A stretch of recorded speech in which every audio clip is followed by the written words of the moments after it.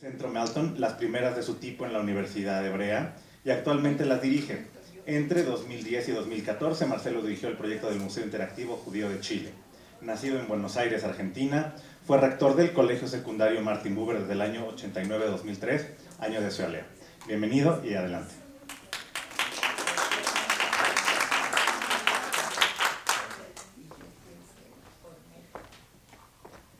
Bueno, buenos días. Parece ser que acá es buenos días porque no habrán almorzado, pero en general esta hora ya son buenas tardes. Bien, esta conferencia que voy a dar evidentemente viene, se ve que la programaron muy bien, porque la conferencia anterior se hablaba de emprendimiento e innovación, cómo implementar proyectos. Acá les voy a contar por lo menos un proyecto en donde esto se llevó a la práctica, o sea, un proyecto innovador y emprendedor del Centro Melton, digamos que se inició, que funcionó y que está funcionando. Pero bueno, empecé por el final, porque escuché el nombre de la conferencia y no pude evitarlo. Les voy a contar dos palabras sobre mí. Bueno, ya dijeron que soy argentino, es imposible evitarlo, y además nadie es perfecto. Pero en el año 1990,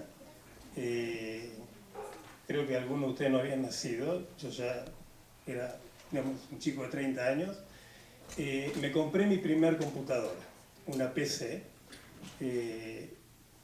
una personal computer.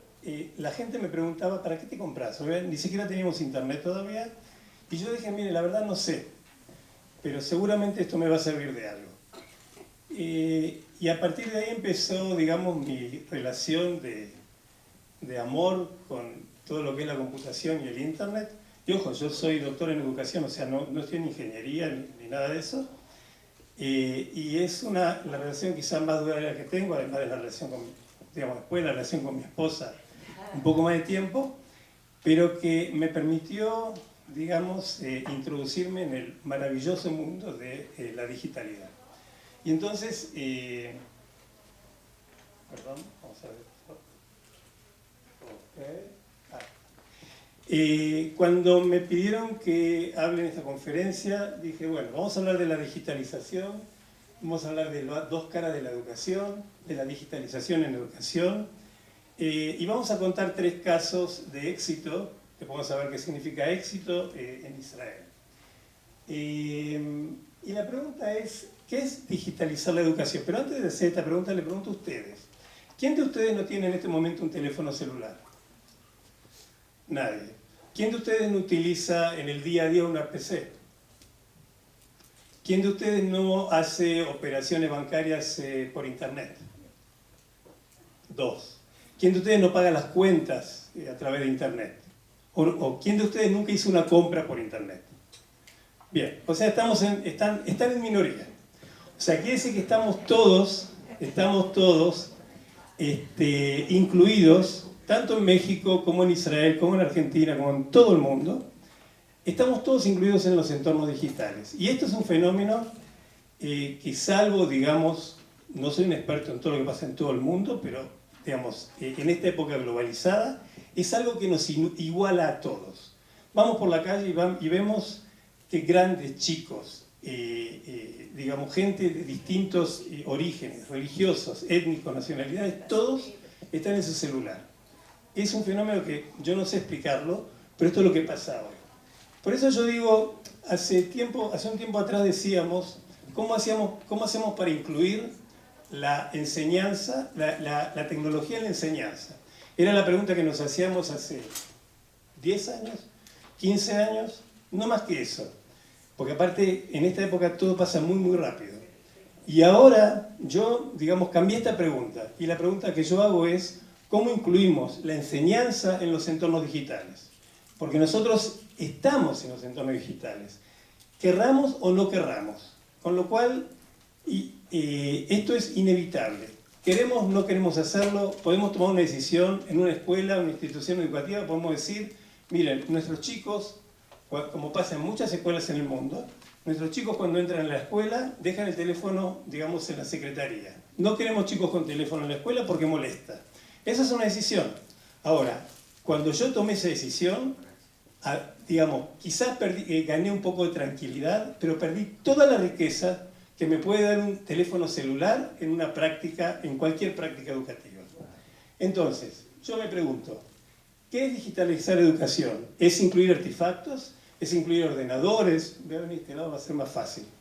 ¿Es incluir ordenadores, tablets, telefonía móvil, pizarras digitales? Esto es una concepción un poco vieja de la digitalización. Es como pensar, miren, si yo hago un lindo PowerPoint o si yo hago alguna actividad con computadora, mágicamente voy a resolver mis problemas educativos. Y no, no es así. Parafraseando a Clinton cuando decía, es la economía estúpido, acá lo que diríamos es la pedagogía. No voy a repetir esa palabra. Pero digamos, el núcleo de esto es la pedagogía. Es cómo convierto a estos entornos digitales en un espacio pedagógico que sea relevante y adecuado para mis alumnos. Vamos a pasar un poco adelante. Entonces les voy a comentarles algunas de las características de, digamos, algunas de las señales de identidad de las tecnologías de nuestra época que caracterizan a nuestros entornos digitales. Empezamos por la interactividad.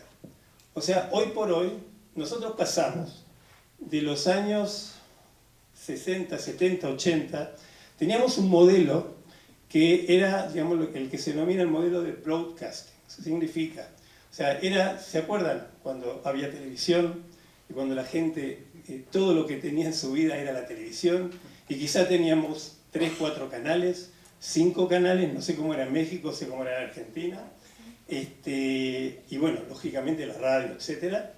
¿Qué modelo comunicativo es la televisión? Es un modelo de uno a muchos, ¿verdad? O sea, yo no puedo hacer nada, no interactivo con la televisión, entonces la gente estaba muy preocupada por el hecho de que la televisión influía en los demás y se escribieron artículos y libros y enciclopedias acerca del valor nocivo de la televisión. Ahora pasamos a una época totalmente diferente. O sea, no tenemos solamente un medio, tenemos muchos medios, interactuamos con las redes, no utilizamos un solo medio de manera, digamos, excesiva. Estamos un poco con Twitter, un poco con Facebook, un poco entramos en cable, un poco, digamos, y además la interacción ya no es unidireccional, es bidireccional. O sea, nosotros pasamos a ser parte de todo esto. Ya no podemos decir que influyen solamente sobre nosotros, nosotros influimos también, digamos, sobre los medios en una interacción dual. Bueno, no les voy a hablar de tiempo y espacio, porque hoy los conceptos de tiempo y espacio son más relativos que nunca. O sea, hoy podemos estar acá en México conectados con cualquier lugar del mundo, digamos, la dimensión espacial y temporal realmente pierde relevancia y eso se ve en especial, o no en especial, pero yo lo veo en especial porque me dedico a eso, en todo lo que son los programas educativos. Hoy tenemos posibilidad de tener relaciones sincrónicas, o sea, on time, o también asincrónicas. Esto es fundamental digamos, en la caracterización de nuestros entornos digitales. ¿Qué dice acá? La navegación.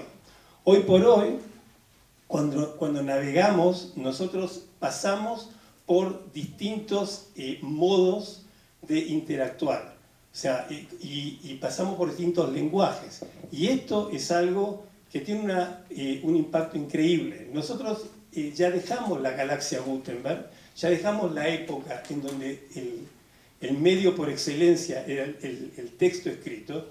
Ahora tenemos distintos tipos de texto. La imagen es un texto, el video es un texto, el audio es un texto. Y nosotros en nuestro modo de navegación saltamos de uno a otro y esto significa un esfuerzo cognitivo para un alumno que tiene que vincularse con diferentes modos de textualidad. Otra característica es la confluencia y reconfiguración de los formatos. ¿Qué significa esto? Fíjense, Hablé de televisión y ahora, digamos, la televisión no murió, pero la televisión ahora pasa cada vez más a instalarse en las plataformas digitales. Ahora teníamos televisión, tenemos cable, ahora tenemos la televisión inteligente y todo, digamos, pasa a través de Internet. Lo mismo la radio, lo mismo el diario. O sea, el diario es un ejemplo interesante. En algún momento se dijo, la prensa escrita se va a terminar. Yo vengo escuchando ya hace varios años que la prensa escrita se va a terminar. No se termina, pero además la prensa escrita está en nuestro celular. Quiere decir, y lo mismo con los libros. O sea, tenemos el libro de papel. Yo escuché hace 20 años Humberto Eco, hace 15 años Humberto Eco decir, yo no me voy a ir a dormir, no me voy a ir a la cama a leer una computadora. Sin embargo, hoy los chicos seguramente se van a la cama con su tablet y leen los libros digitales, pero los formatos cambian, pero los soportes cambian, pero los medios se sostienen. O sea, lo que hay es una confluencia de los formatos existentes. Ninguno ha desaparecido, no desapareció la radio, ni la prensa, ni los libros, ni nada. Todos ahora están en las plataformas digitales. Bueno, las prácticas colaborativas. O sea, nosotros hemos pasado de un internet que era una especie de vitrina. ¿Vio? Cuando vamos caminando por el shopping y vemos una vidriera, otra vidriera, todo lo que podíamos hacer hace 10 años atrás o 15 años atrás era hacer clic y pasear de una vitrina a otra. Ahora, digamos, con la aparición de los blogs, con la aparición de Wikipedia, con la aparición, digamos, de todo lo que se llama, bueno, Facebook, por supuesto, Twitter, de todo lo que se llama Web 2.0, nosotros no solamente somos consumidores de información, sino que también somos productores y se generan oportunidades increíbles de prácticas colaborativas, que uno de los casos que le voy a mostrar es sobre esto. Y entonces, lo que le digo, o sea, nosotros ya dejamos de ser consumidores para pasar a ser lo que se llama prosumidores. Es decir, tenemos la capacidad de consumir y producir. Sin embargo, en investigaciones que se han hecho en España el año pasado, se muestra que todavía más de la mitad de los usuarios de Internet se ven a sí mismos más como consumidores que como productores. O sea, esto es un proceso que, si bien el entorno tecnológico cambia rápido, las actitudes nuestras frente al entorno no cambian tan rápido. Y esto también es una insinuación para todos aquellos que estamos en educación, de decir, bueno, ¿cómo nosotros podemos contribuir a que nuestros alumnos sean productores y no solamente consumidores?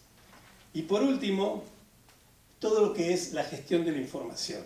O sea, hoy vivimos una época, yo me acuerdo, hace 20 años atrás, todavía estaba en Argentina, y entonces leíamos que dentro de poco iba a venir la época de la autopista de la información. O sea, la primera metáfora de Internet fue autopista de la información, porque toda la idea era que ahora la información iba a correr rápido y nosotros íbamos a poder recibir mucha información.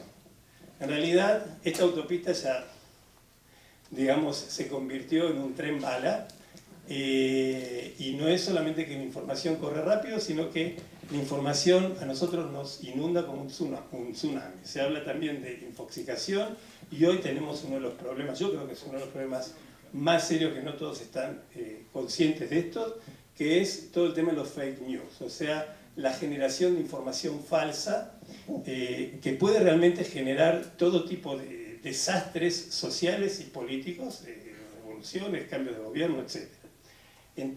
Bueno, algo dice que se ve que toqué un botón mal y se fue.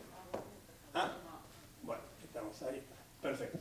Entonces, hoy por hoy, el desafío nuestro es cómo nosotros nos confrontamos con la información, porque el entorno digital nos da la posibilidad de almacenar, de recuperar, de procesar, de gestionar la información. Pero bueno, otra insinuación para los que estamos en educación, esta es una de las funciones más importantes que hoy tenemos que cumplir. O sea, cómo nosotros preparamos a nuestros alumnos en todos los niveles, o sea, inclusive en la universidad, para poder discriminar de todo este tsunami informativo qué es información válida y qué es información no válida.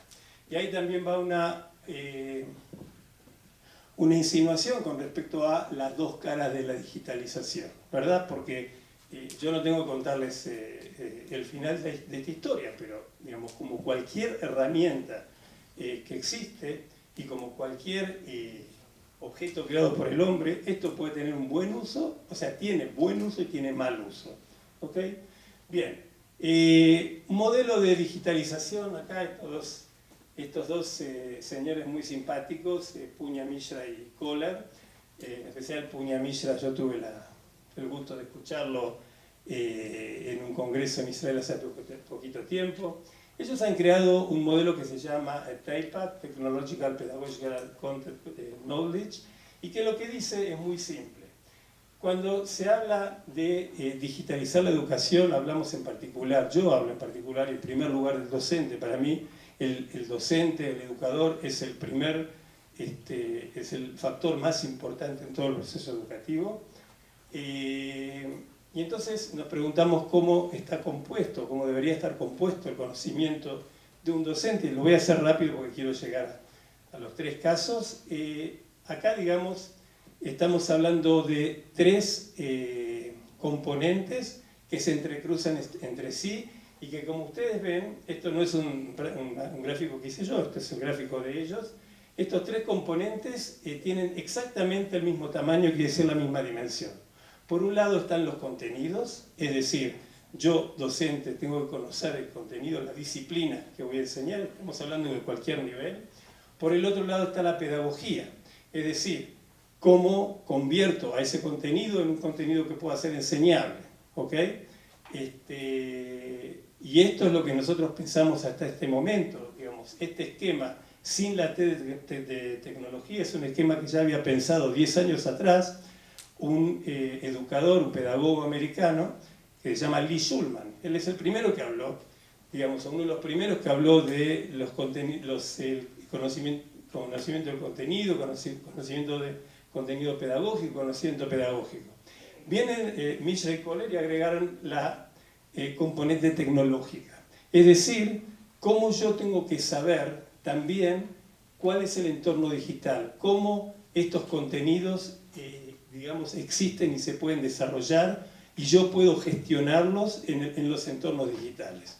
Entonces, digitalizar la educación, sí. Si nosotros vamos a tomar a los docentes y nosotros vamos a pensar en cuáles son las estrategias de formación de los docentes en el nivel, digamos, en donde ellos están formando o en el nivel donde ellos están actualizando, capacitando, este esquema TAIPAC es hoy por hoy uno de los esquemas, digamos, básicos de la digitalización. Ahora, otro esquema hecho por mi colega argentina, Mariana Maggio, habla de las inclusiones. Es decir, ¿cómo hago yo como institución, como docente, para incluir, digamos, o cuáles son los modos de inclusión de las tecnologías en la enseñanza? Ahí vamos al revés. Y entonces ella habla de dos tipos de inclusión. Acá, digamos, yo voy a decir qué es lo que estoy de acuerdo y qué es lo que no estoy de acuerdo. Un modo de inclusión que se llama inclusión efectiva, que es de arriba para abajo. Es decir, la institución, la organización educativa decide que va a trabajar de determinada manera, digamos, pone todos los aparatos que sean necesarios y pone la capacitación y impone al docente trabajar, digamos, en entornos tecnológicos. La inclusión genuina es de abajo para arriba. Es cuando el docente realmente adopta desde su lugar la necesidad de trabajar, digamos, en entornos digitales, y entonces ella llama a esta genuina porque lo va a hacer, digamos, sin imposiciones, lo va a hacer, de la manera que considere adecuado y relevante pedagógicamente. Ahora, en esta definición, Mariana lo que hace es darle un significado más positivo, digamos, a las genuinas y menos positivos a las efectivas. En eso estamos en desacuerdo. porque yo creo que digamos, la realidad indica que muchos docentes, por su propio interés e iniciativa, lo van a hacer, muchos no, con lo cual es necesario un movimiento, digamos, de abajo para arriba y de arriba para abajo, en forma simultánea, para realmente llegar a un momento en que nosotros entremos en la institución escolar y entremos a un lugar, digamos, que responde a las necesidades de hoy. Y no nos pase como nos pasa muchas veces, que nosotros entramos a la escuela de nuestros hijos o de nuestros nietos y decimos, uy, qué bárbaro, cuando yo era alumno era más o menos lo mismo. Y entonces eso, digamos, no habla muy bien de la escuela, ¿no? Así que bueno, esto también pasa, no digo que pasa en todos lados, pero también pasa. Vamos a hablar un poquito de emprender e innovar, esto voy a hablar muy poco. El primer emprendedor fue nuestro Señor. O sea, según el Génesis, dice, en el principio creó Dios los cielos y la tierra. Eso es un emprendimiento. O sea, estaba el tipo ahí, dijo, tuvo una idea y adelante, vamos a hacerlo, ¿verdad? Y después lo implementó, porque dijo, sea la luz, y fue la luz. O sea, no solamente que tuvo la idea e implementó, ¿adivinaste mi pensamiento? ¿De dónde la puso?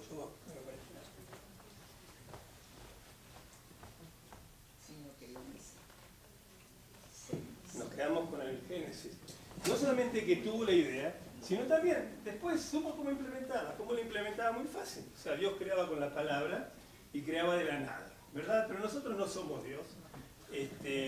Bueno, algunos no están tan convencidos de esto. Pero si vamos a hablar, digamos, de manera muy simple, vamos a decir que innovar es pensar fuera de la caja. ¿Ok? Yo tengo un hijo que tiene 26 años y es ingeniero. En Israel hay un dicho que está en las remeras que dice, confía en mí, yo soy ingeniero. O sea, como que el ingeniero es la figura, digamos... Ahora, la verdad que este chico, no sé por qué, o sea, tiene poco que ver conmigo esto, pero siempre se caracterizó por resolver situaciones pensando fuera de la caja, pensando, digamos, respuestas no convencionales. O sea, siempre hay un cuento judío muy interesante, que hay una persona que había un farol ahí, estaba buscando algo que se le perdió, entonces viene alguien y le pregunta, decime, ¿qué estás haciendo? No, se me cayó algo y no lo encontré. ¿Pero dónde se te cayó? Por ahí. ¿Pero por qué buscas acá? Porque acá está iluminado. O sea, a veces nosotros buscamos respuestas y soluciones que son soluciones totalmente convencionales y no pensamos cómo salir un poco de lo convencional para resolver. Y eso es innovar. Y emprender es ser el primero, en primer lugar, es tener la primera idea y después realizar.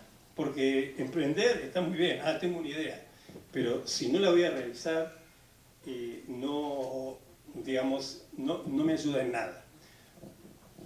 Enseñar a emprender y a innovar es posiblemente una de las claves del éxito de cualquier sociedad. Porque todas las sociedades tienen recursos, algunas más, otras menos, me refiero a recursos materiales. Hoy por hoy ya no estamos más en la época de los recursos materiales. Los recursos materiales ya están, no es que no sean importantes, pero no son las que convierten a un país en un país desarrollado. Lo que convierte a un país en un país desarrollado es lo que se llama la economía del conocimiento. Porque la economía del conocimiento... este era otro ejemplo que les iba a dar. La economía del conocimiento es la economía en donde lo que se produce es conocimiento. El conocimiento es un bien inagotable. ¿Ok? Ahora, un ejemplo de innovar. Fíjense, esto es Waze. Si no todos lo saben, Waze es un producto israelí. O sea, yo siempre me preguntan qué usas Waze, digo, porque yo uso Industria Nacional. Waze es una idea israelí. Ahora, ¿cuál es el punto de Waze? Fíjense, el tema del GPS existía. Yo me acuerdo que en el año 99-2000, yo estaba en Argentina, trabajaba digamos, en desarrollo de cursos a distancia, y estábamos desarrollando en la Facultad de Arquitectura un curso sobre GPS. Es decir, ahí le decimos GPS, acá en Israel decimos GPS. Que el GPS es el vínculo entre, digamos, en la posibilidad de localización a través de los radares. Y primero, no sé si ustedes recuerdan, durante 3, 4 años, creo que ese fue récord de la inutilidad total, existió el GPS convencional, en donde la gente usaba y no decía tráfico, nada. Ahora, a los 3 pibes que estaban trabajando en un galpón, se les ocurrió que en realidad podían sumar la idea de GPS con la idea de red social. ¿Sí? Y entonces, cuando juntaron GPS con red social, salió Waze. Porque toda la lógica de Waze es que trabaja a través de lo que se informa en las redes sociales y lo que aparece en las redes sociales. Entonces, esta idea que ellos tuvieron de juntar, digamos, 2 componentes existentes y armar otro que no existía pero que ahora existe, se termina vendiendo en $1.200 millones. O sea que no es poca plata y es una empresa que en realidad digamos, empezó, no conozco la historia, pero imagino que empezó realmente con 2 o 3 pibes pensando, a ver, o sea, como muchas veces se junta mi hijo con 2 o 3 amigos y dice, bueno, a ver qué podemos hacer. Yo estoy esperando que mi hijo también venda algo, $1.200 millones, mientras tanto no lo hace, pero esto es lo que pasa en las economías del conocimiento. ¿Y por qué pasa esto? Esto pasa porque hoy vivimos en lo que se llama el círculo virtuoso del conocimiento. ¿Qué es el círculo virtuoso del conocimiento? Históricamente, nosotros vivimos con un esquema de que utilizamos nuestro conocimiento para, digamos, producir materia prima, para agregarle valor a materia prima. Es muy fácil. Tenemos en Argentina el ejemplo clásico. Nosotros, o sea, siempre Argentina... ejemplos también inteligentes. Nosotros teníamos la vaca, se la vendíamos a Gran Bretaña agarraba el cuero y nos vendía los zapatos. ¿Okay? Entonces, por cada vaca que vendíamos, podíamos comprar quizá un par de zapatos. O sea, y siempre estábamos atrasados porque en realidad necesitábamos más zapatos que vacas. Y esto es lo que pasa en una economía en donde, digamos, una economía que no agrega valor. Entonces, lo que hacían los británicos, o sea, Argentina no hacía nada, vendía materia prima, como sigue vendiendo hoy con la soja. Pero los británicos lo que hacían, con lo que se hacía en ese momento, y lo que se sigue haciendo hasta ahora, era aplicar su conocimiento para convertir a la vaca en un par de zapatos. Así de fácil. Ahora, hoy por hoy, además de seguir convirtiendo a la vaca en un par de zapatos, nosotros lo que hacemos es convertir al conocimiento, es aplicar conocimiento para producir más conocimiento. Ahora, fíjense, la vaca en materia prima, si yo no le doy de comer todo el tiempo, digamos, en algún momento va a dejar de existir. O sea, no va a dejar de existir la vaca, pero yo les puedo hablar del petróleo, del carbón, o sea, de recursos no renovables. En cambio, el conocimiento es ilimitado, porque cuando yo al conocimiento lo modifico con más conocimiento y después a con más y con más y con más, el círculo es, digamos, no tiene fin.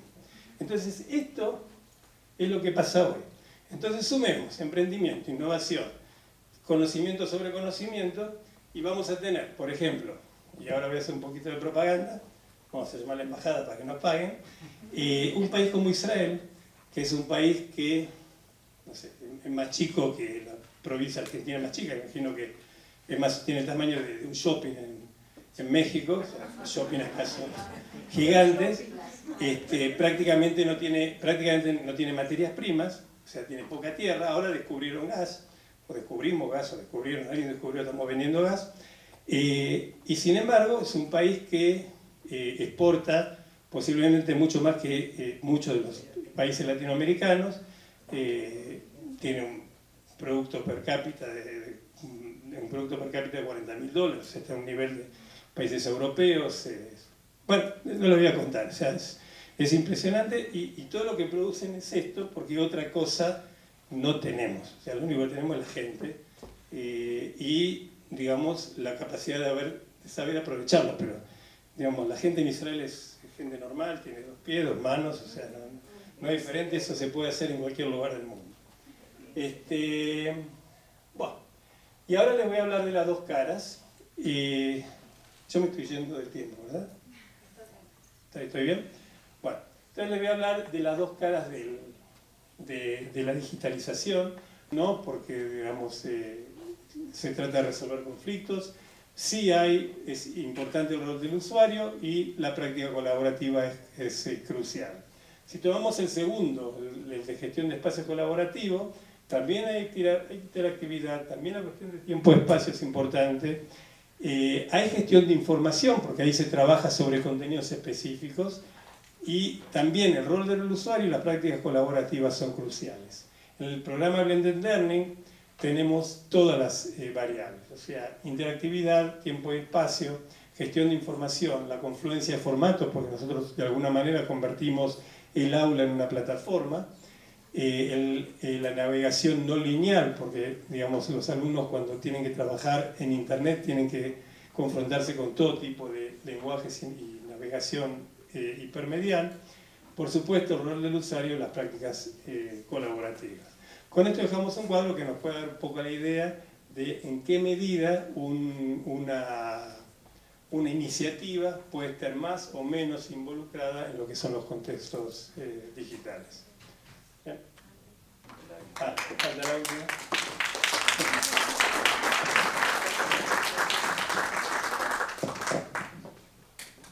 Agradecemos mucho a Marcelo. Creo que nada más tenemos este inalámbrico o hay otro por allá. ¿Alguien tiene alguna pregunta? ¿Y esto?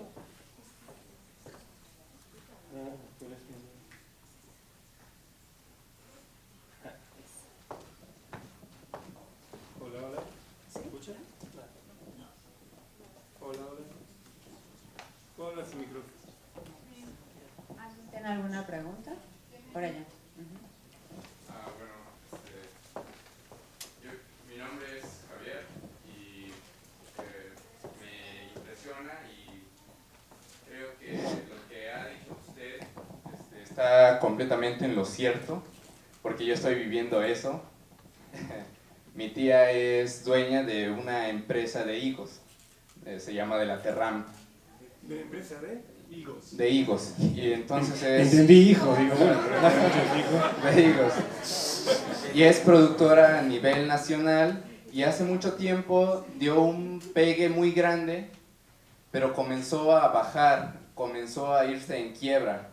¿Y cuál fue la razón? Porque no había esa digitalización del producto, no había esa forma de expandir, de dar a conocer el producto, precisamente porque no había las herramientas que usted nos está hablando. Y entonces es ahí cuando mi papá y yo entramos, como la familia, a apoyar. Mi papá es ingeniero agrónomo y yo estoy pues ya estudiando la prepa y todo eso. Y entonces le dije a mi tía, oye tía, pues si quieres yo te apoyo con esta parte de la digitalización, ya que pues eso es lo que nos falta. Y ella tenía enfocado esta parte del higo precisamente para la comunidad judía, para Israel, pero ¿cómo lo iba a hacer si ni siquiera tenía el sello kosher? Y entonces ya hasta apenas pagó el sello kosher, ya está todo bien. Y entonces otro problema era que los trabajadores no cumplían su parte y bueno, ya sabe, problemas. Y entonces ahí cuando nos habla también de salir de la caja, de buscar soluciones, y entonces yo pensé y dije, pues puedo crear, no sé, un dron, algo. Ahorita estoy trabajando con un profesor de informática que me ayuda a diseñar un dron para hacer un dron agrícola que pueda cumplir las funciones de un trabajador normal en el ámbito del campo. Y otra cosa es que no solo se tiene que estancar ahí el producto, sino que tratar de mejorarlo, y en eso estamos. Y pues sí, totalmente es correcto, y pues el tiempo a veces no nos alcanza. Digo, yo estoy en la prepa, con un ojo estoy en los exámenes y en el otro estoy en esto, y pues sí. Bueno, no hay pregunta.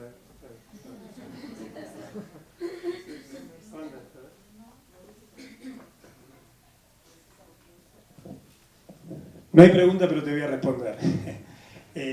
No, es interesante porque lo que estamos hablando, yo hablé de educación y acá el colega nos habló de higos, pero en realidad esto es lo que caracteriza a nuestra época.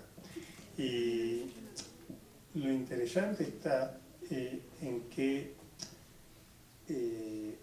lógico, hay patentes y todo, pero nadie es dueño del conocimiento en el sentido de nadie es dueño, nadie puede impedirle a nadie ponerse a investigar qué es lo que estás haciendo vos y tratar de buscar soluciones creativas con todos los recursos que hoy tenemos.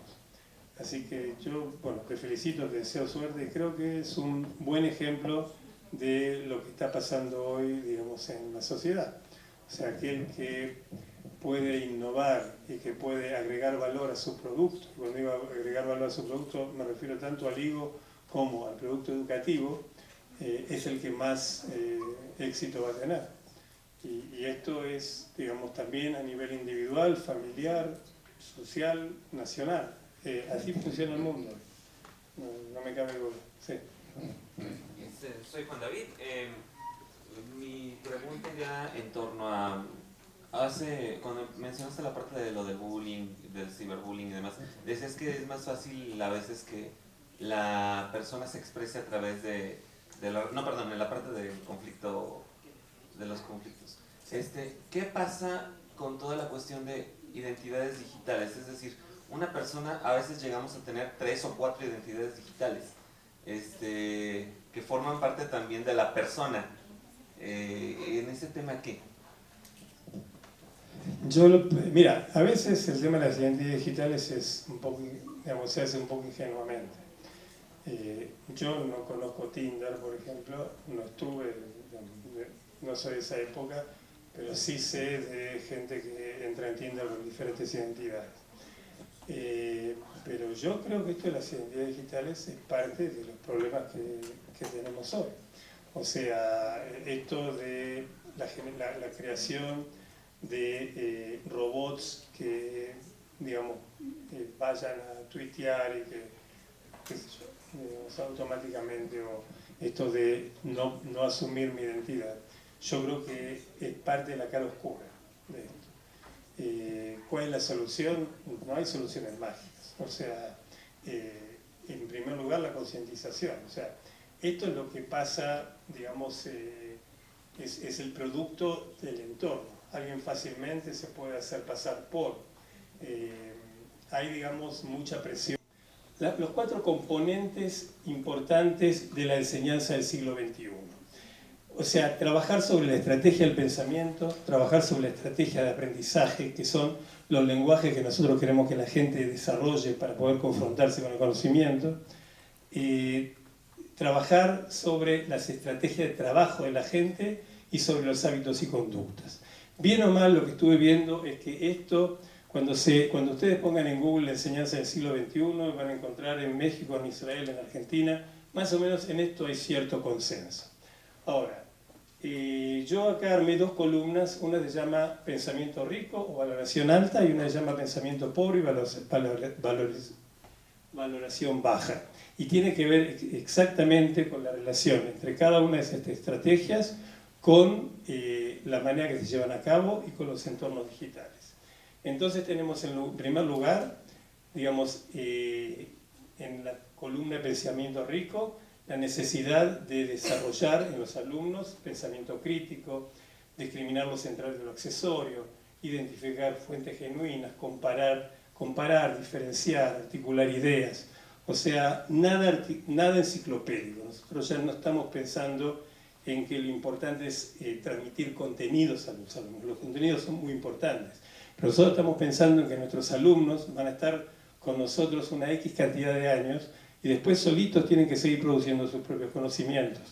Entonces no sirve de nada lo que hagamos si nosotros no les ofrecemos estas herramientas. Ahora, al mismo tiempo, el riesgo, digamos, de no trabajar adecuadamente con los entornos digitales es el pensamiento pobre, irreflexivo, superficial.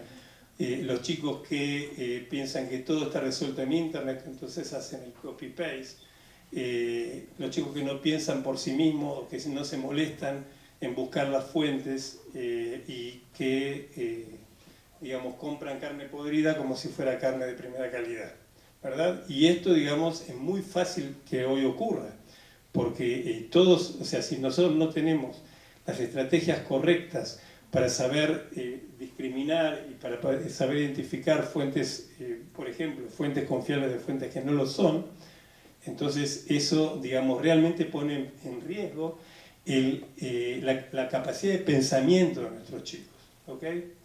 La segunda son los lenguajes a desarrollar. Fíjense, hace algunos años atrás, acá voy a hablar un poco de alfabetización. La alfabetización consistía en aprender a leer y escribir. Y después empezaron a dar otras herramientas. Hoy nosotros hablamos de alfabetización cultural, es decir, de adquirir las estrategias necesarias para incorporarse a la cultura. La alfabetización crítica, o sea, la capacidad de criticar a la sociedad. La alfabetización digital, es decir, el hecho de que, así como yo me enamoré a los 30 años de la PC, porque antes de eso lo que había era cómodo y todo eso que no servía demasiado, nuestros chicos se tienen que enamorar de estas herramientas y tienen que aprender a utilizarlas, ¿ok? Y a propósito, también los docentes. Y la alfabetización identitaria, que es una categoría nueva muy interesante, que consiste en la acción voluntaria que tienen los docentes, de utilizar textos para reforzar la identidad de los alumnos. O sea, hoy por hoy que vivimos en sociedades multiculturales, es muy importante que cada alumno tenga bien reforzada su identidad para poder a su vez articular o contactarse con otras identidades. El que no tiene su identidad bien consolidada le va a ser más difícil contactarse con el otro. El segundo caso de éxito habla de eso. Digamos, la columna de pensamiento pobre nos lleva a lo que hoy está pasando en muchos lugares. O sea, los distintos tipos de analfabetismo, las brechas sociales y culturales que se generan, no solamente entre países del norte y países del sur, sino que al interior de cada sociedad tenemos grupos muy alfabetizados, y algunos los han llamado inforricos, frente a grupos pobremente alfabetizados que se los ha llamado infopobres. Estrategia de trabajo, la necesidad de trabajar en trabajo en equipo y colaborativo, frente a la colaboración no genuina, o sea, el hacer como qué, o el trabajo individualizado solamente. Y en cuanto a los hábitos y conductas, los entornos digitales nos obligan a reforzar actitudes de respeto, valoración y aceptación de las diferencias frente a los problemas que tenemos hoy, como, digamos, que son tan graves que hasta generan suicidios de chicos, que son el cyberbullying, el shaming, los fake news, o sea, la cara, no sé si se dan cuenta, no sé si se ve bien, pero ahí estuve como 10 minutos buscando alguna imagen que, digamos, sea las dos caras y no encontré ninguna buena, y esa al final no se ve. Bueno, está la blanca y la negra, así que, y esto es un poco el mensaje de las dos caras. Ahora, los 3 casos de éxito. Yo elegí 3 casos. Uno de ellos en realidad es una investigación, pero que me pareció interesante por las características. El tercer caso, digamos, ya les cuento al final, es el programa que yo dirijo, porque bueno, algo de promoción nos tenemos que hacer. Pero además realmente es un programa que sí constituye, o sea, yo creo firmemente que constituye un caso de éxito. En primer lugar, el tema de los conflictos digitales, o sea, vuelvo al último tema del ciberbullying. El ciberbullying es un problema, digamos, que aparece en casi todas las sociedades occidentales.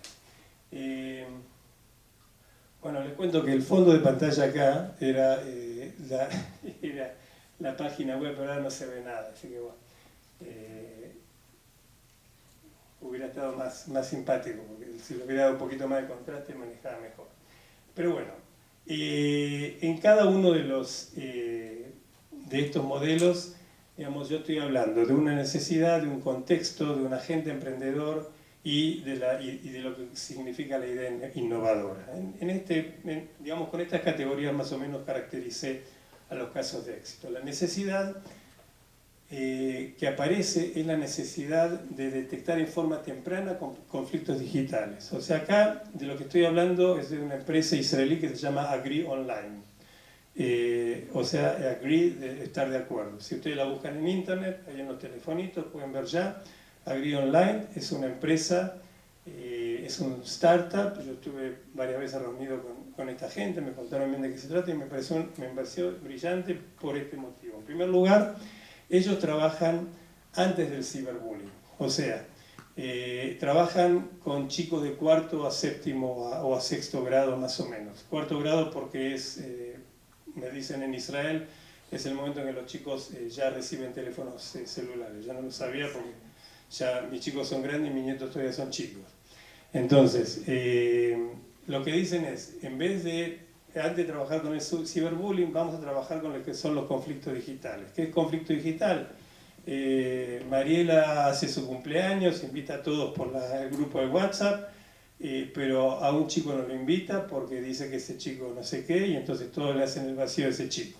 O Mariela hace su cumpleaños y qué sé yo, Josecito también hace su cumpleaños ese día, entonces se pelean a ver a quién va a qué cumpleaños. O sea, conflictos que pueden derivar después en conflictos más graves. Y ellos lo que hacen es establecer una plataforma digital en donde digamos, les enseñan a los docentes una metodología, en donde haya discusiones entre los alumnos, en donde haya moderadores, donde cada uno tenga un rol, para poder tratar de resolver el conflicto digital antes de que se convierta en ciberbullying. Los contextos son en espacios educativos, o sea, puede ser en una escuela, puede ser en un club, formales o no formales. En este caso, el agente emprendedor es un emprendedor privado, esto es una empresa privada que, digamos, tiene interés en vender el producto. Y la idea innovadora a mi gusto es, por un lado, la idea o el concepto de conflicto digital, que es un concepto previo, y que toda la idea es tomarlo con toda la seriedad y resolverlo antes de que llegue algo peor.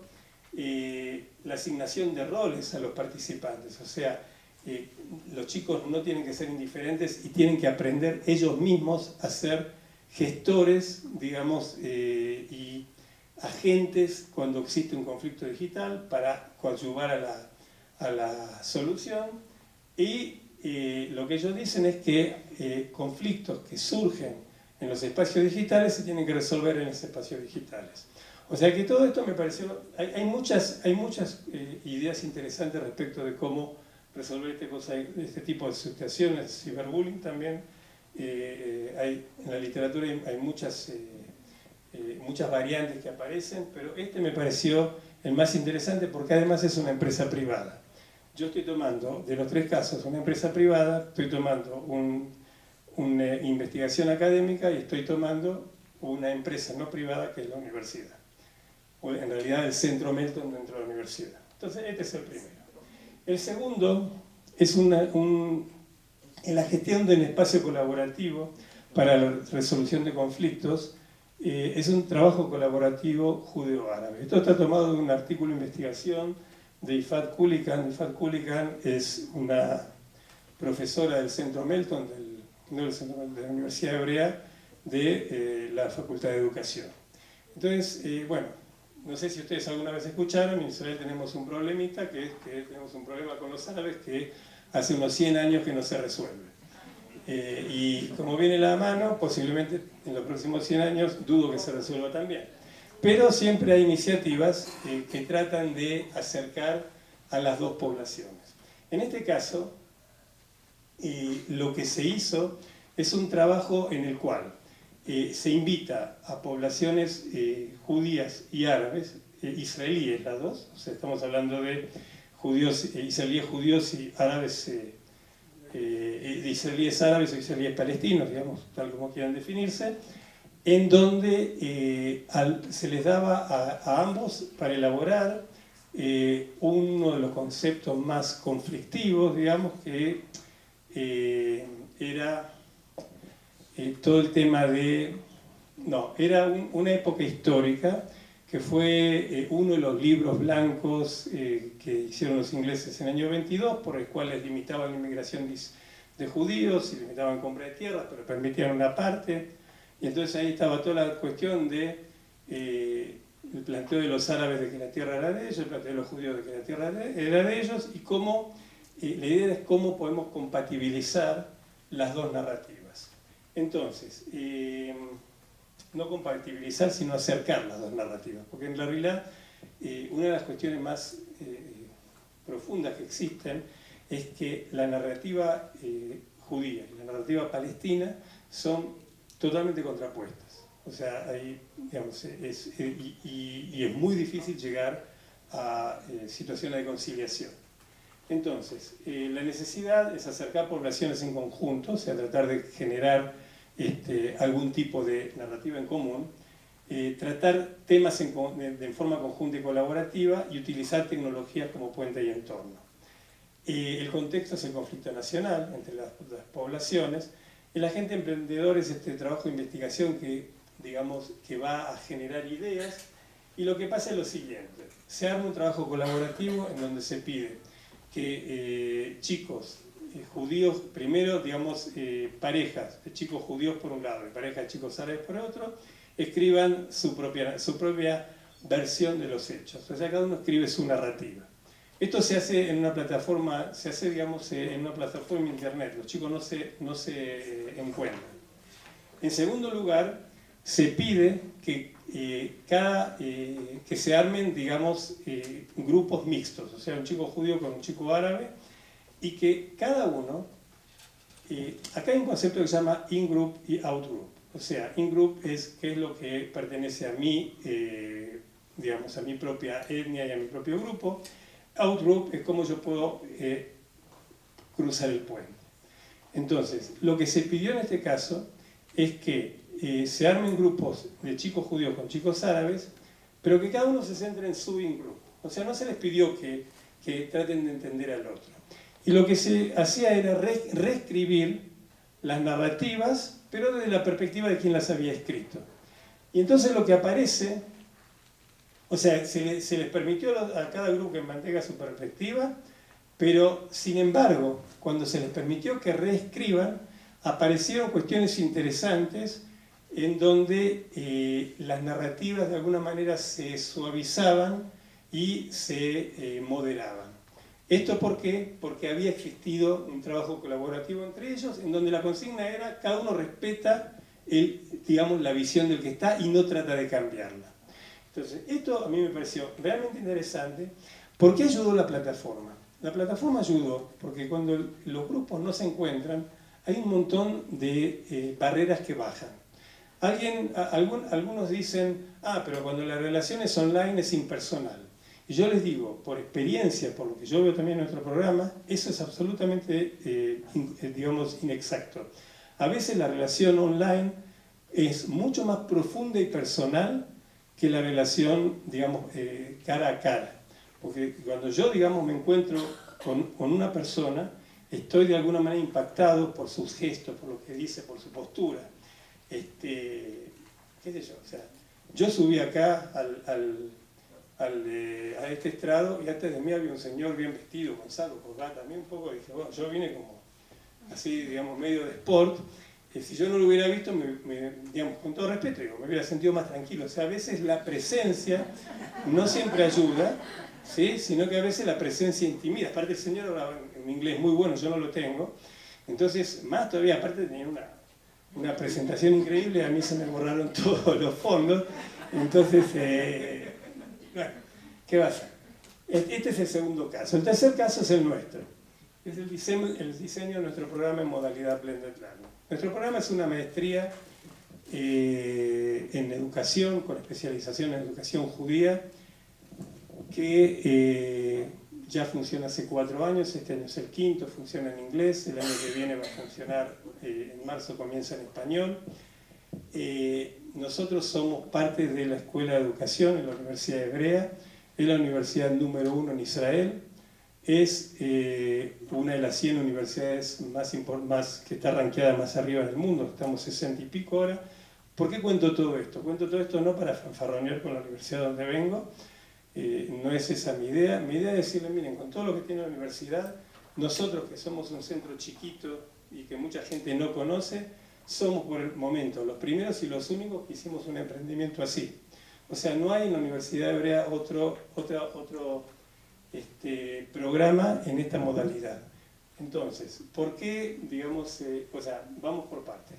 La necesidad es un espacio de formación, digamos, es la necesidad que nosotros vimos, es un espacio de formación en educación judía para todos los educadores que están fuera de Israel, de habla española, de hispanoparlantes, angloparlantes, etc., y que pueda conectar Israel con las diásporas y las diásporas entre sí. Y una plataforma, digamos, un curso online, un programa online es una excelente idea. No es totalmente online, hay un mes en Israel. El contexto de la Universidad Hebrea y el Centro Melton, y el agente emprendedor es el Centro Melton. O sea, acá, digamos, en el marco de la universidad, en la práctica, el tema de digamos, así como hay muchas cosas que están muy avanzadas, el tema de la educación a distancia es muy incipiente, créanlo, ¿no? En Startup Nation, pero es verdad. Nosotros, digamos, como Centro Melton, somos los emprendedores de este programa. ¿Y cuál es la idea innovadora en esto? Como usted dice, bueno, ¿qué hay de innovación en esto? Nosotros, digamos, más allá de lo académico, con este programa generamos un modelo económico que es autosustentable y es duradero. O sea, nosotros no dependemos de nadie, dependemos solamente de que tengamos estudiantes. Y nosotros pusimos en un mismo lugar, o sea, le voy a contar lo que ayer le contaba acá a mi colega Yehuda. Cuando me pidieron en el Centro Melton que yo me haga cargo de este programa, yo le dije, miren, tenemos de acá 15 meses para empezar. Mañana empezamos a producir los cursos y todo, pero mañana empezamos también con el marketing y la difusión.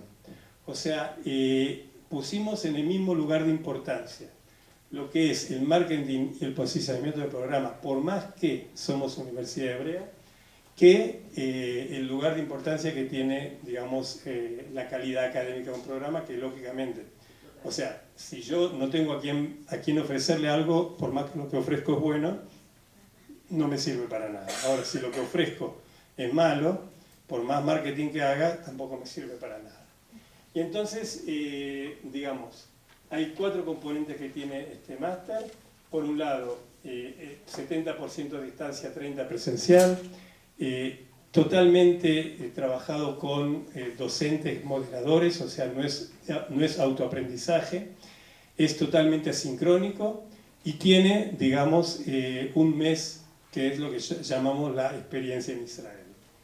En nuestra estrategia hay muchas cuestiones que ustedes pueden ver, pero digamos la que yo marqué acá en rojo es el marketing y el reclutamiento como uno de los puntos cruciales en el desarrollo del programa, que no tiene nada que ver con lo que pasa en el resto de la universidad.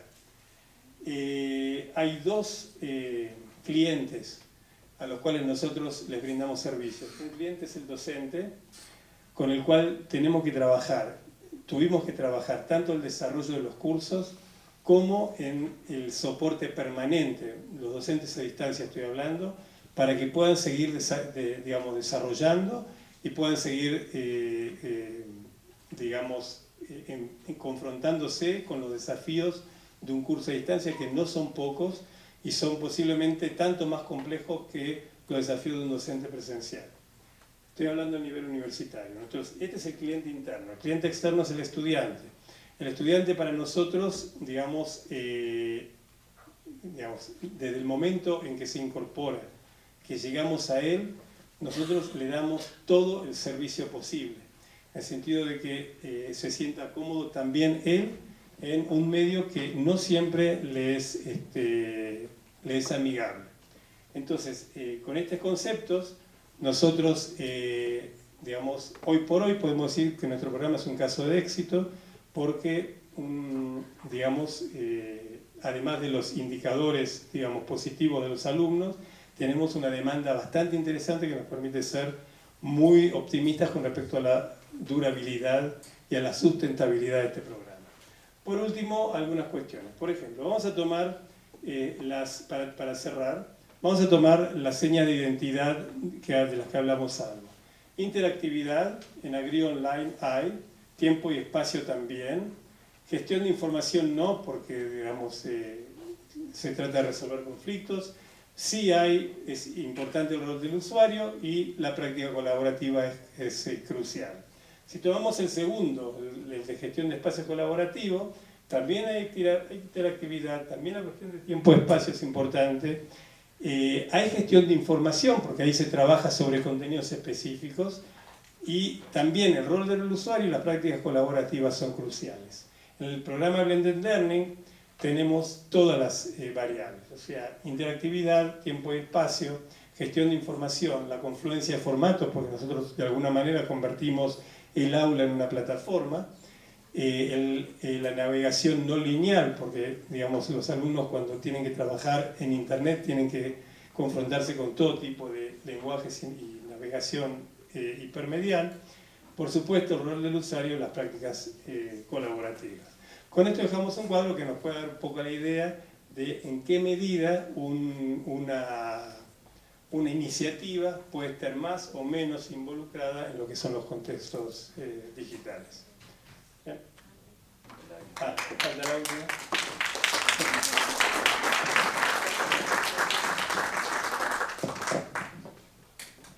Agradecemos mucho a Marcelo. Creo que nada más tenemos este inalámbrico o hay otro por allá. ¿Alguien tiene alguna pregunta? ¿Y esto?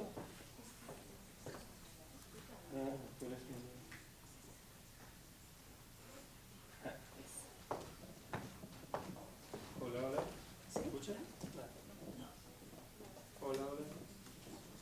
Hola, sin micrófono. ¿Alguien tiene alguna pregunta? Por allá. Mi nombre es Javier y me impresiona y creo que lo que ha dicho usted está completamente en lo cierto, porque yo estoy viviendo eso.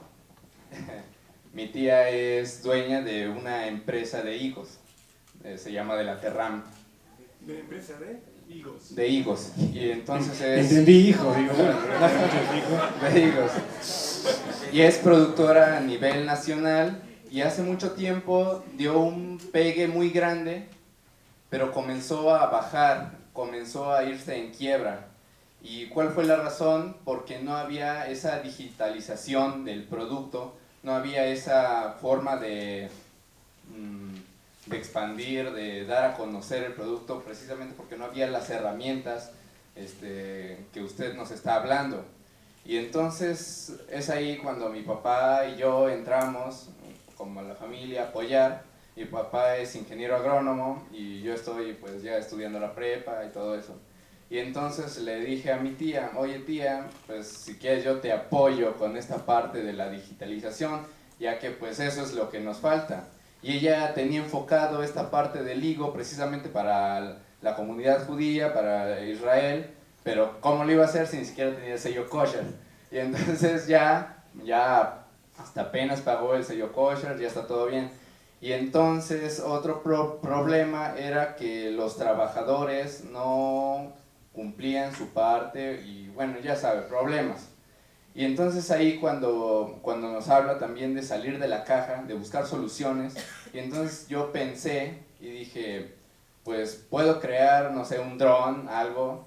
Ahorita estoy trabajando con un profesor de informática que me ayuda a diseñar un dron para hacer un dron agrícola que pueda cumplir las funciones de un trabajador normal en el ámbito del campo. Y otra cosa es que no solo se tiene que estancar ahí el producto, sino que tratar de mejorarlo, y en eso estamos. Y pues sí, totalmente es correcto, y pues el tiempo a veces no nos alcanza. Digo, yo soy en la prepa, con un ojo estoy en los exámenes y en el otro estoy en esto, y pues sí. Bueno, no hay pregunta.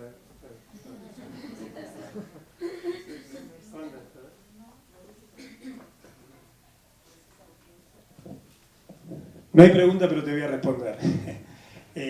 No, es interesante porque lo que estamos hablando, yo hablé de educación y acá el colega nos habló de higos, pero en realidad esto es lo que caracteriza a nuestra época. Y lo interesante está en que, lógico, hay patentes y todo, pero nadie es dueño del conocimiento en el sentido de nadie es dueño, nadie puede impedirle a nadie ponerse a investigar qué es lo que estás haciendo vos y tratar de buscar soluciones creativas con todos los recursos que hoy tenemos. Así que yo, bueno, te felicito, te deseo suerte y creo que es un buen ejemplo de lo que está pasando hoy, digamos, en la sociedad. O sea, aquel que puede innovar y que puede agregar valor a su producto. Y cuando digo agregar valor a su producto me refiero tanto al higo como al producto educativo, es el que más éxito va a tener. Y esto es, digamos, también a nivel individual, familiar, social, nacional. Así funciona el mundo. No me cabe duda. Sí. Soy Juan David. Mi pregunta ya en torno a...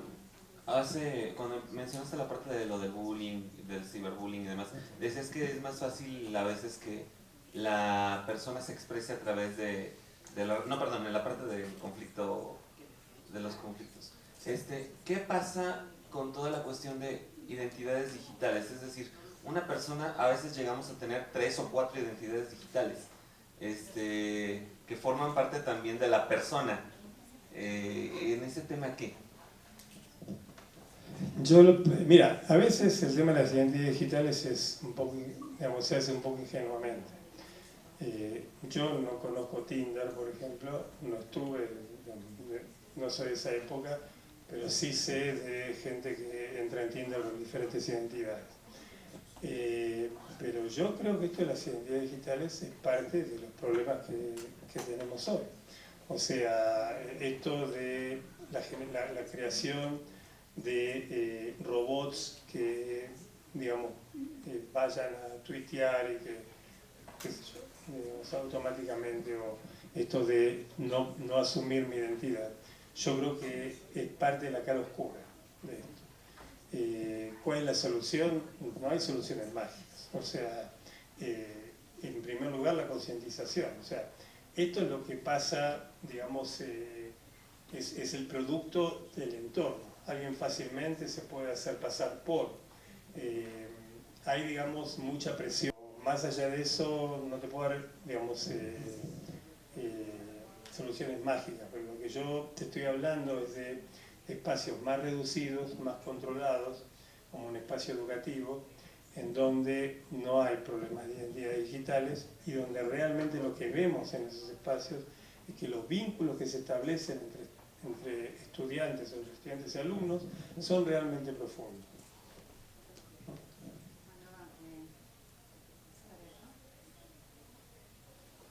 ¿Ahí hay una pregunta? No. Oh. Ya. Vamos a cerrar aquí. Bueno, creo que tiene una última. Adelante.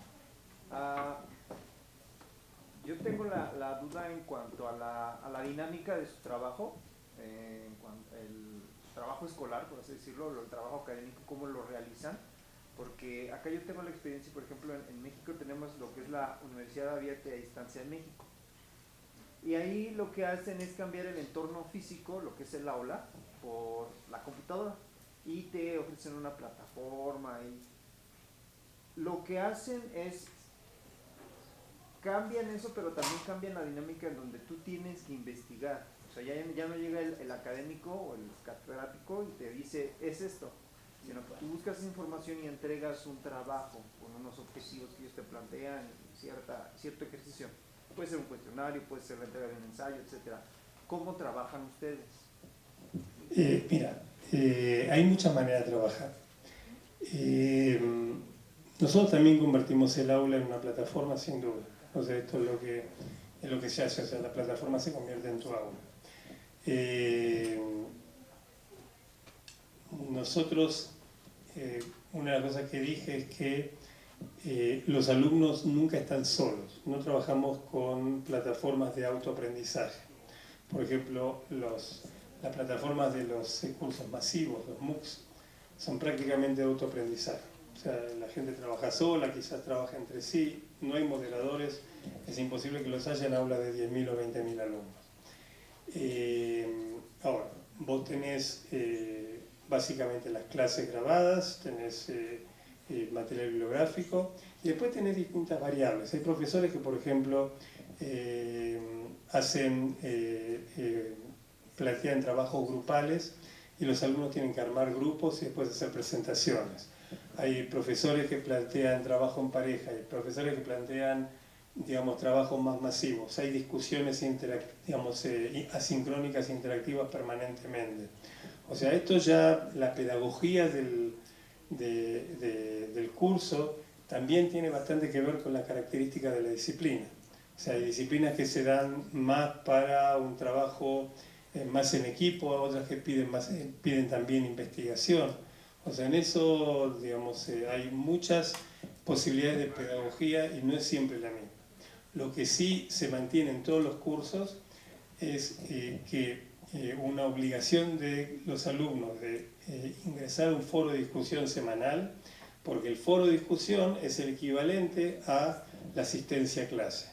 O sea, yo sé que un alumno está en clase solamente si yo lo veo participando por lo menos 2 o 3 veces por semana en un foro de discusión que el docente plantea y modera. ¿Ok? Bueno, pues agradecemos mucho al doctor Marcelo Dorsman por su conferencia y le pedimos al doctor Yehuda Shalom que pase a entregarle un reconocimiento por su participación. Hoy tuvimos la fortuna de que coincidentemente estaba en México esta semana, así que gracias y bienvenido, Marcelo. Muchas gracias. Si puedo 30 segundos, también hoy tuvimos 2 universidades que son las mejores del mundo y de Israel, que son la de Tel Aviv y la hebrea, y en realidad son 2 instituciones súper claves, pero la hebrea es la más antigua, donde Einstein y Buber gestionaron, enseñaron, y como ven, están en lo mismo investigando. No sé si la gente se preguntó, porque en la Universidad Hebraica tenemos, y la hebrea por supuesto, muchos temas que no tienen nada que ver con judaísmo, como ciencias, ingeniería, etc. Pero en este programa específico de Melton me sorprendió porque atrae naturalmente a judíos que están gestionando. Tenemos un agreement histórico con esta universidad, nuestra universidad boutique de 27 años, con la Universidad Hebrea, para la formación de este programa que fue el último de mostrar excelencia. Y le pregunté quién es el público y dijo, hay también no judíos, hay también evangélicos que deciden tomar ese programa por sus razones, entender más qué es judaísmo y cómo se educa, etcétera, etcétera. Pero la mayoría son judíos que quieren dar docencia judía. Y acá te voy a leer, si puedes tener... ¿cómo arreglo con las manos? ¿Me lo abrís? Creo que no lo tengo que traducir a argentino.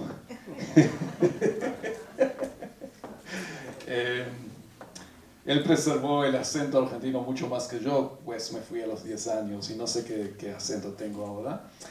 El Open Day de la Universidad Hebraica, que nuestro mantra es, si vamos a Renato de vuelta, nuestro mantra es comprender, actuar y trascender. Extiende en el presente reconocimiento a Marcelo Dorsman por impartir la conferencia Las 2 caras de la digitalización de la educación, 3 casos de éxito en Israel, Ciudad de México, a 12 de septiembre de 2019.